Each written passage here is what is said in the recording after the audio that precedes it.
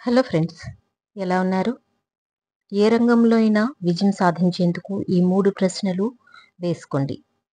నైతికతతో సాధించే విజయానికి సంబంధించిన పలు విధానాలను వివరించాడు ఆచార్య చాణక్యుడు. చాణక్యుడు సూచించిన ఈ విధానాలను అవలంబించడం ద్వారా చాలామంది తమ ఉద్యోగం లేదా వ్యాపారంలో విజయాన్ని సాధించడంతో పాటు ఆ విజయాన్ని అలానే కొనసాగిస్తున్నారు.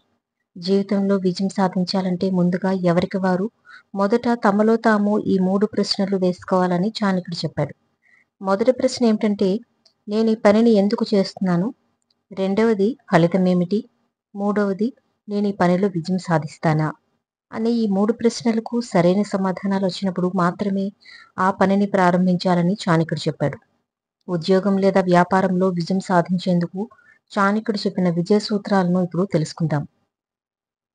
అందులో ముందుగా ఒకటి, చాణక్యనీతి ప్రకారం ఏ పనిలోనైనా విజయం సాధించాలంటే మీరు చేయబోయే పని గురించి అందరికీ చెప్పకూడదు. మీ వ్యూహాన్ని రహస్యంగా ఉంచాలి. ఆ పనిలో విజయం సాధించడానికి నిరంతరం ప్రయత్నించాలి. 2, మీలో భయం తలెత్తడం మొదలు కాగానే దానికి వెంటనే పరిష్కారం కనుగొనాలని చాణక్యుడు చెప్తాడు. అంటే మీకు భయం కలిగినప్పుడు దానికి భిన్నమైన రీతిలో ఆలోచిస్తూ దాన్ని ధైర్యంగా ఎదుర్కోవాలి.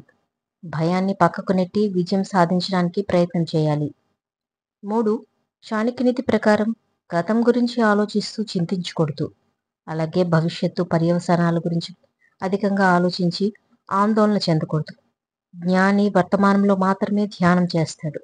ఇలా వ్యవహరించే వ్యక్తి భవిష్యత్తు దానంతట అదే బాగుపడుతుంది. 4, స్వార్థం లేకుండా ఎవ్వరూ మీకు స్నేహితునిగా మెలగరని చాణక్యుడు చెప్తాడు. అందుకే స్నేహితుల విషయంలో అనునిత్యం జాగ్రత్తగా ఉండాలి. 5, మనిషి ఒంటరిగా జన్మించి ఒంటరిగానే మరణిస్తాడు. అలాగే తన మంచి చెడు కర్మల ఫలితాలను కూడా తానే అనుభవించాలి. అందుకే మంచి పనులు చేయడం ద్వారా మంచి ఫలితాలను పొందడానికి ప్రయత్నించాలి. 6, విజయం సాధించాలంటే ఆత్మవిశ్వాసం కలిగి ఉండాలని చాణక్యుడు చెప్పాడు. చాణక్యనీతి ప్రకారం ఒక వ్యక్తి తన పుట్టుక ద్వారా కాకుండా తన చర్యల ద్వారా గొప్పవాడవుతాడు.